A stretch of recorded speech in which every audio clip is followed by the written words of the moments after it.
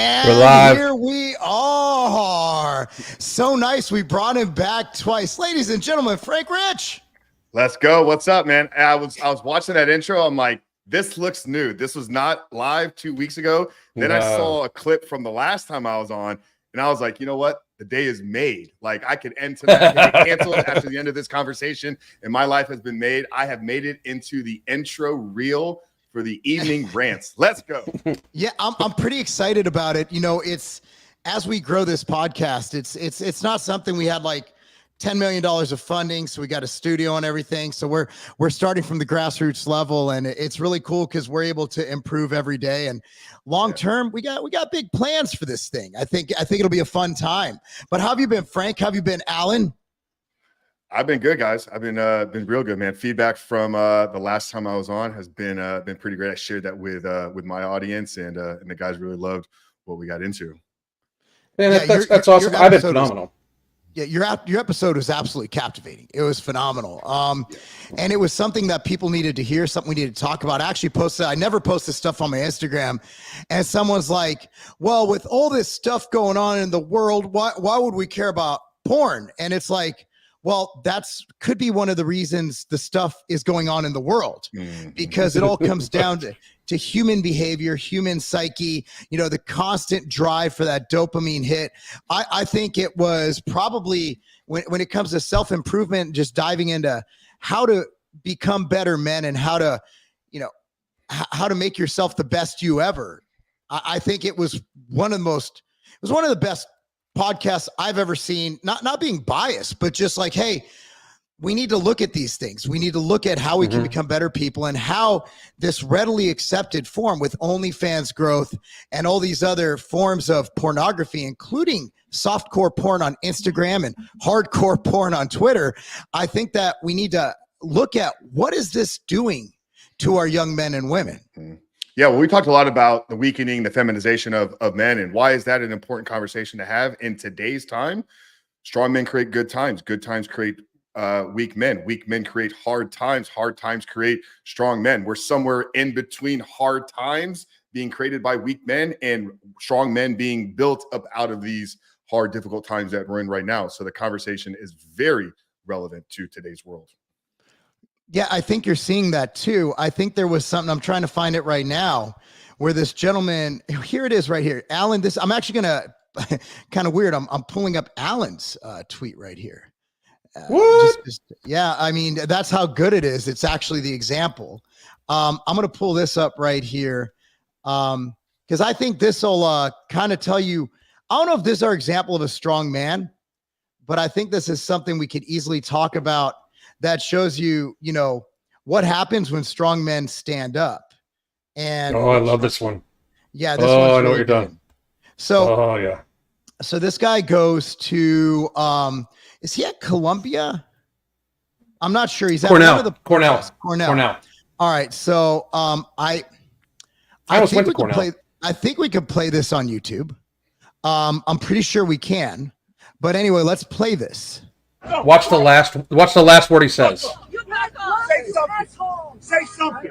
Yes, right. It's America. Back the fuck up. You fucking pussy bitch. Go to Palestine. Go to Palestine. That's what we're trying to do, piece of shit. That's what we love to do. We love to. Yeah, no, it's not. No, it's not. You go around the back door like go. They're not being genuine because Palestine would not take them.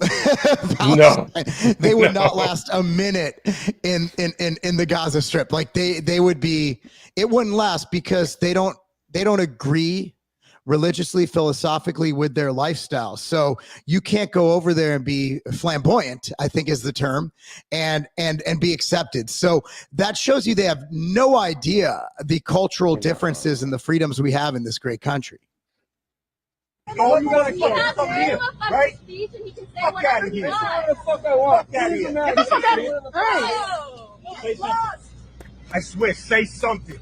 You faggot piece of shit. Homophobe too. We love it. LAPD not doing shit. Amanda's assaulting students. Look at you, Amanda's assaulting students. Amanda's assaulting students. What the fuck do y'all do? Y'all sit here and record. What are we paying y'all for? What are taxpayer money going to? Just wondering. Fucking taxes. What Standing taxes? there. That man's walking down the street. He's strolling down the street. Y'all fucking. Okay, mine was my comment to that was one strong man just bullied an entire group of these dangerous protesters. Imagine what 10 can do. It all ends when we say it ends, and cops seem to be okay with it. And I think this is a fabulous depiction of what happens. Alan has said many times that these protesters, they're not really about it.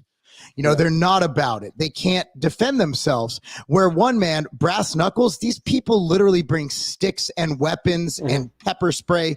This guy had brass knuckles.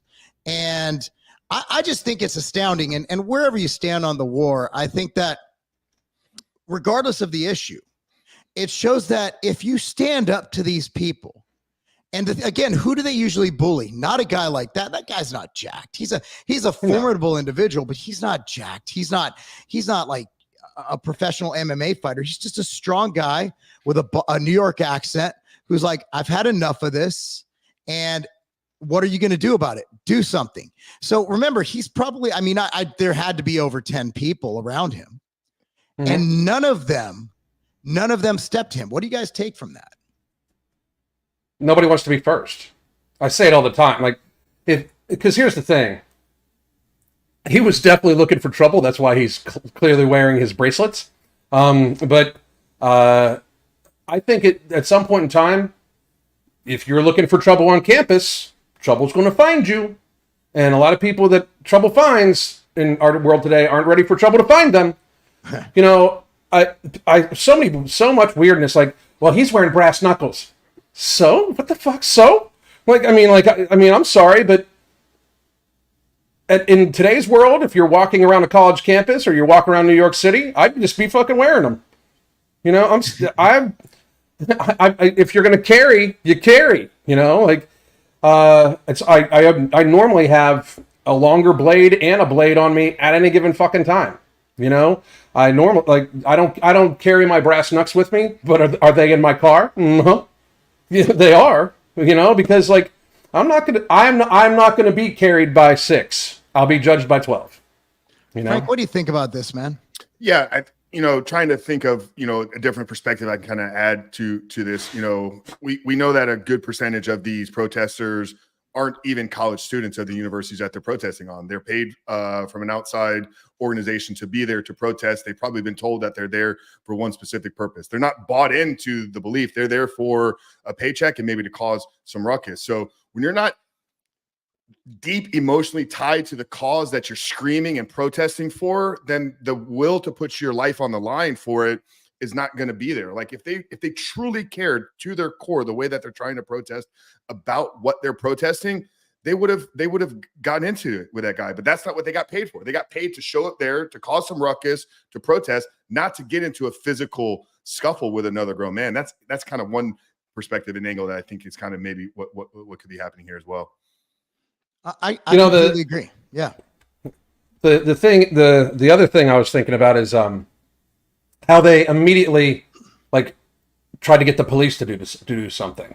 It was almost comical because they're like, hello, he's assaulting students. Like, A, you're probably not even a student there, but B, if you look at the beginning of the video, I'm sure he intentionally walked through the crowd, but it also looks like somebody did try to step to him to try to intimidate him. And he was just like, yeah, fucking today's the day, bitches. Like he was like, bring it. And I at some point in time, that's what's going to happen. Mark's been saying it for a while. At some point in time, and I think Tim Pool's been saying a lot too, there's going to be vigilante justice. Mm-hmm. I'm not condoning it, YouTube. I'm forewarning people of the actual issue. I got to watch because YouTube already canceled one of my lives today. But so really? I did a live review of the Fit Guys versus Fat Guys Jubilee thing. Oh. And Jubilee, these bitches that Jubilee is, they copyright struck the video, but they didn't go for the strike. They just wanted the video taken off. Like they wanted the video stopped. They didn't want me to be able to continue my live. So they must have called somebody and they stopped the live, but I didn't get a strike. So it's crazy. it's still monetized. Like what I did of it so far is literally still even monetized. Wow. It's just insane. You think they would want the publicity? I mean, that's crazy. You think they would want people to talk about it? That's the whole point. That's called going viral, guys. That's a good thing. Well, if you look at the video and just as not to get on this, but if you look at the video, I pointed out several times where I was like, the moderator is right now clearly taking a side. Like he was clearly on the fat, sloppy, fat, disgusting, slobbish like guys side.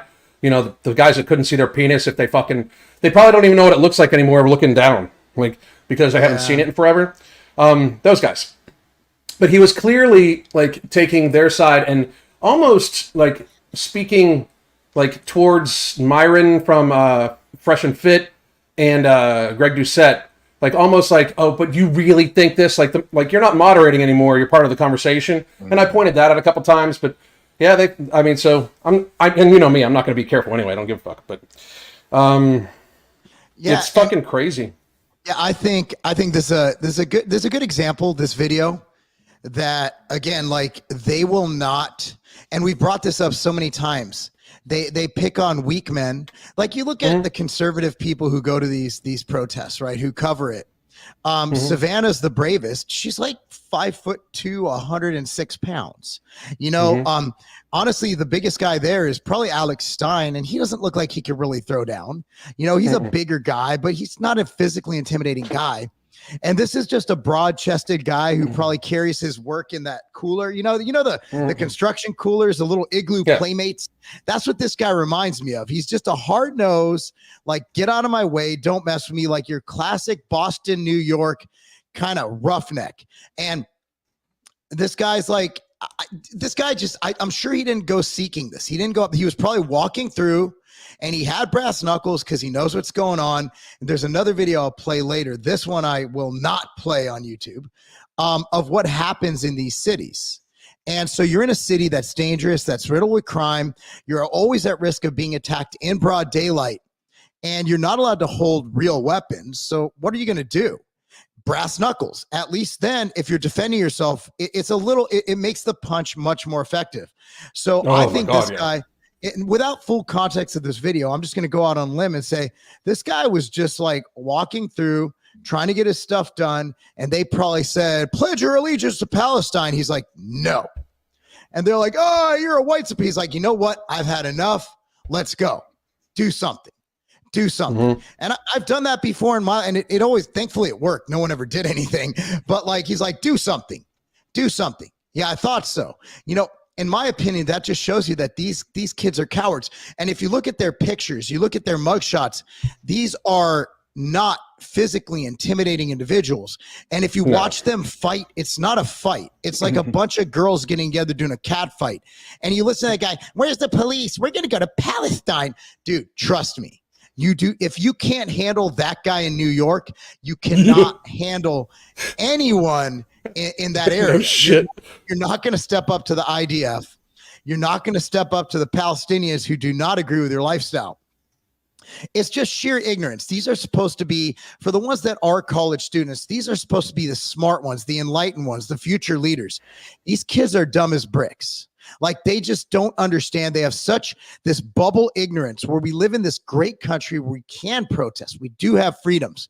Oh, we want to go to Palestine. Dude, you can literally buy a ticket right now and go to Israel. I mean, my buddy Andrew was just in Israel like a month ago. They have not cut off air flights to Israel. You can fly direct from LaGuardia straight to Israel. You can go. You can take a 30-minute ride to the airport and fly your ass to Tel Aviv. And in Tel Aviv, they'll love you. In Tel Aviv, you're well accepted. Tel Aviv is one of the most accepting LGBT communities in the world. But once you travel down to Gaza, they're probably not going to agree with your lifestyle. I'm just saying. They might. Maybe it's changed. A lot of things change. But I don't think they understand what they're protesting. It's just a reason to go out and protest. And these are the same people who are like, you know, saying F12 or F the police. And at the end of the day, when they need help, who do they call for? Why aren't the police helping us? The police immediately. They're always the first ones. Always the first ones to call for the police are the ones that were screaming defund the police. And they're asking where are our tax dollars going there's a use of tax money that I would get behind supporting. Anybody that doesn't believe in what America stands for and believes that Palestine is a better place to live, let's organize our tax dollars and put them on a one-way ticket, never to return. Not even tax dollars. I'll even get together with a group of people. I think, and I mean, if there's a fund going on to send them there, they're not going. I mean, they're not going because America's great. These kids are going back home to their parents' house in the Hamptons. But look, my daughter's going to college. It's expensive as hell. Thankfully, and I want to say this with the utmost pride, my daughter is starting as a sophomore, and she also has a full-time job. So she's going to be chipping in, and we cut a year off. So that saves, not even going to say the total, because you guys will probably have heart attacks, because I know I did. So Columbia is more expensive, and what this school is, what starts with C? Cornell. It's more expensive than where my daughter's going. And they're not getting financial aid. So these schools are so in demand, they're not even giving financial aid anymore, dude. These kids are paying sticker price. They're not getting the dealership discount. They're paying $85,000, $90,000 a year. George Washington University is $100,000 a year. They're paying $80,000 a year. If they go for 4 years, you can do the math. It's over $300,000, guys. Like, who's going to hire some? Who's going to hire some like these kids with the septum piercings? Well, it's going to be tough. They had that video the other day of that girl with all the tattoos who couldn't get a job at, I believe it was TJ Maxx. Because she says it's because how she looks. I'm like, you don't know that. Like, I've seen people work at those places who have tattoos, piercings. Well, they're not getting any skills. They're getting liberal arts degrees with a minor in Taylor Swift ideology. Like, that's what they're being taught in university these days, is how to be Taylor Swift. It is what it is, dude. But at the end of the day, these are the ones who are college students, not the ones who, and even the ones who are paid agitators. These kids, if you look at them, they generally, the person who's leading this, isn't it an heir to some like multi-$100 million like network? I saw it today. I forgot but these are all rich, spoiled kids who have no idea what the world's like. All the stuff we talk about on this show, from Michael Robeson talking about human trafficking in Haiti, they don't know what it's like outside of the USA. And because of that, they cause trouble in the USA, and they're literally turning us into the third world country. And they're ruining things. Like, have you seen these are also the people who believe in climate change, who believe that it's man-made. And have you seen the mess they leave behind after these events? They don't know what they're doing. Like, these are the dumbest of the dumb people. And it's really exciting to see someone step up to them. I argue that none of these people that bitch about climate change actually believe it, because they all believe it's carbon property. Well, if you look at it, they all talk about carbon emissions. Like, well, first of all, plant some more trees, bitches. That's what fucking carbon's for.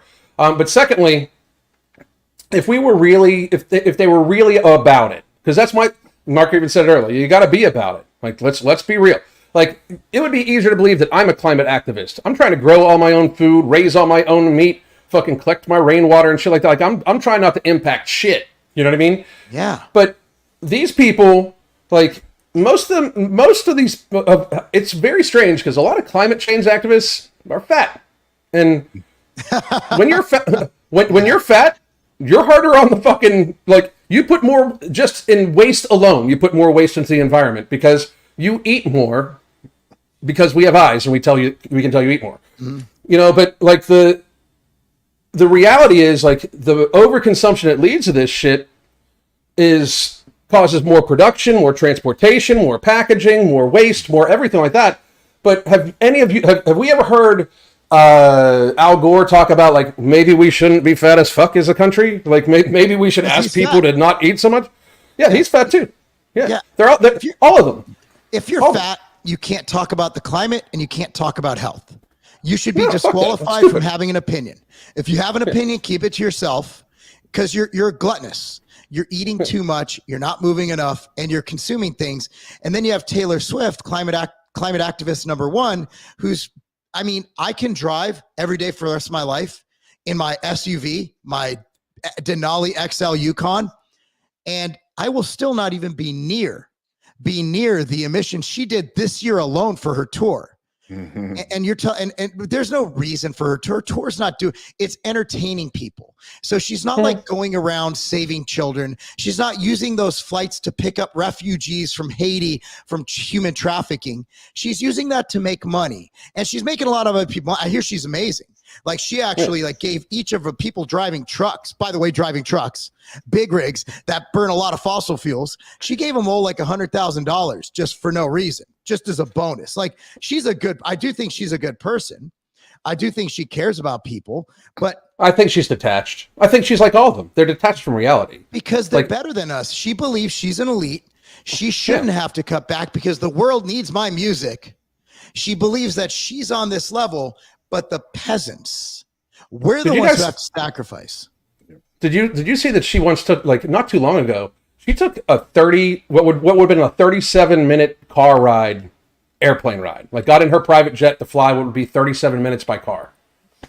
Like that's elitist mentality. Yeah. That is just so fuck you in the face of, like, but at the same time she's like Earth Day. You know, like, and don't get me wrong, I got nothing against Taylor Swift. I'm sure she's a perfectly nice. I'm a Taylor Swift fan because, in my opinion, Taylor Swift. Think about her messaging.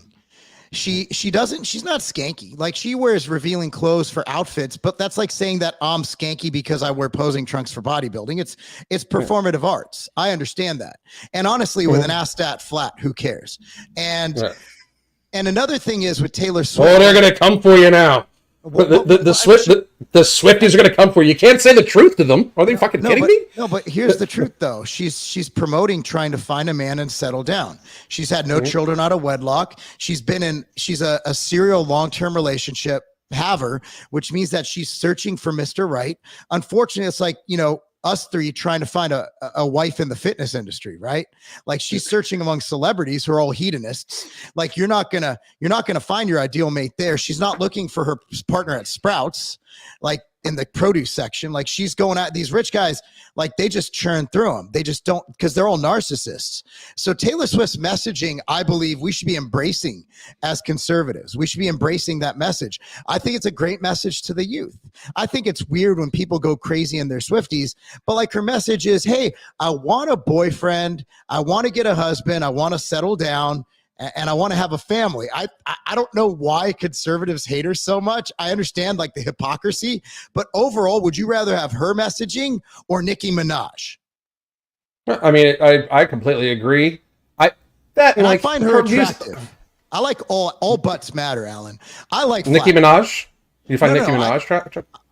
Look, man, I'm not kicking any of them out of my bed for eating crackers, but at the end of the day, I think Taylor Swift is an attractive woman. And she's attractive. Like you can't say she's ugly. Is she like? No, absolutely not. Absolutely. She's an attractive. She's hot, but we got to call for what she is. She's a hypocrite when it comes to climate change and stuff. And she has this elitist attitude. But keep in mind, like she doesn't know any better because she's been rich and famous since like 18, 17. She comes from money too. Well, I think a lot of the conservative pushback comes more recently in these last year or two when she's really blown up. And I think that there's all the conversation. I don't know how, conspiracy theory we're going to get with this part of it, but that she's a tool that's being used to keep people in the slave minds to obviously the elites use certain media individuals and outlets to infiltrate their message across the board. So I think that there's a certain part of the right that believes that she is in fact a plant. I've seen it go as far as there that she's a plant that is being utilized to have some of these conversations around the climate change and all the other left talking points. But we can say the same about The Rock endorsing Biden. We could say the same about so many different people. I mean, at the end of the day, it's the algorithm. Look at Mr. Beast. The only reason Mr. Beast is Mr. Beast is because YouTube put him on the front page every day for like a year. Dude, if they took any of us three with the worst content in the world, not that our content is the worst, let's say we're putting out like potato phone videos, like the old school flip phone videos. If you put us on the front page of YouTube, we're getting 10 million views a video. So at the end of the day, Mr. Beast just happened to be right place, right time. To me, he's the cringiest little man in the world. But he has millions of followers. He posts a video on Twitter. He gets 100 million views. Like he is the algorithm. The algorithm built Mr. Beast. The algorithm loved what he was doing. Somebody at YouTube he probably was friends with. I don't know what the story is. Taylor Swift came from an influential family. She had a message that wasn't really abrasive to anybody. Like, here's a girl who sings country, looks sweet, she fits the image, wholesome, and she sings about relationships that went bad, but at the end of the day, she's trying to find Mr. Right. Like, her whole mission is to find someone to marry. I think that's a good message. I'm going on a limb, but you know, I'm overall, I think Swift is a net positive. Like, we always talk about that on this show. Like, is this person a net positive or negative? Cuomo brothers, net negative. Taylor Swift, I would say net positive. I say she does more good than she does bad.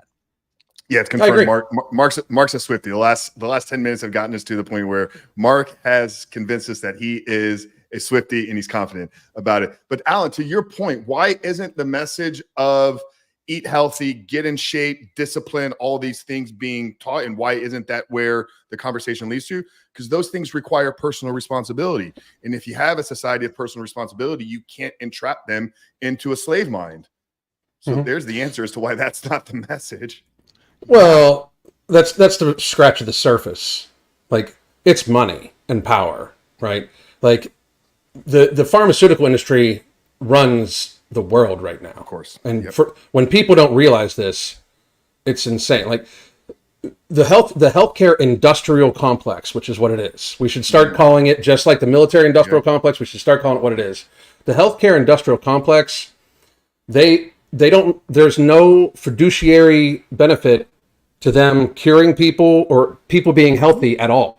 Like, they don't want, and like, if you're healthy, you're not a customer. If you're not a customer, and it's not even that. If you're healthy on no medications, middle-aged or up more than middle-aged, stuff like that, and you are healthy and you preach this shit, the algorithm, like, they will pay Google, pay everybody else to suppress, because they don't want to hear that shit. They don't want anybody, like, the last thing in the world they want is, like, all of a sudden a wave of, hey everybody, let's get fit and healthy and eat whole foods and, you know, do that shit. They don't want that shit because that takes away their power. A huge portion of this is it keeps Americans financially fucked because they're sickly, and you're financially fucked when you're sickly.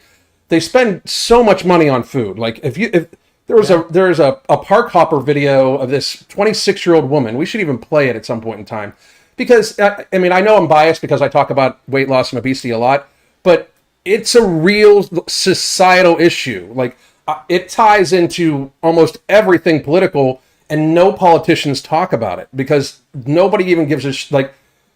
Not one public health official during the pandemic said to lose weight when we knew obesity was the second leading factor compared to age. None of them. Nobody. And they want you to be on the meds. They want you to have those things. It's just like the transgender thing. Like, these people are it's being pushed because they're lifetime clients. They are lifetime on subscription, tons of meds. Tons of medications, right?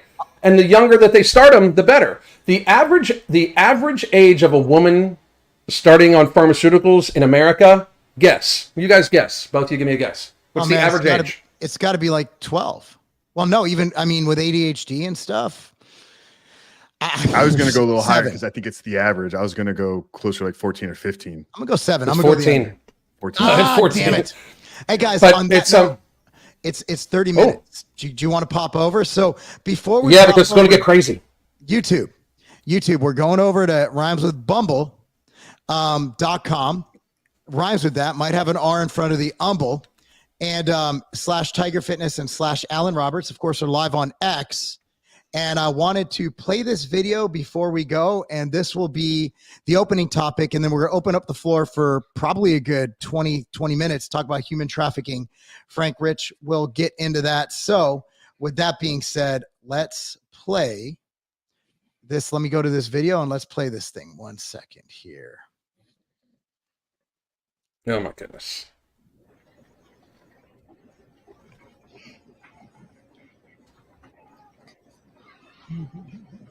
like, oh, cover me up. Oh.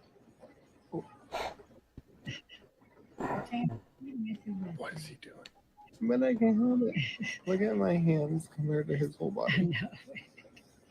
Poor baby, he's so little.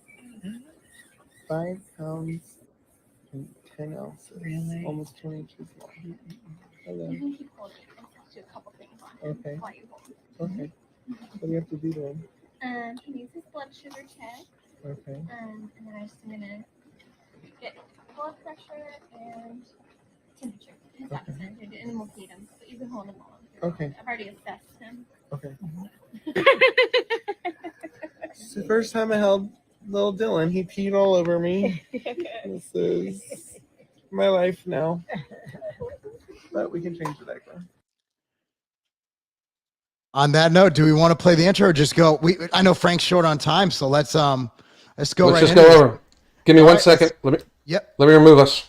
All right. So welcome to the fun part of the show.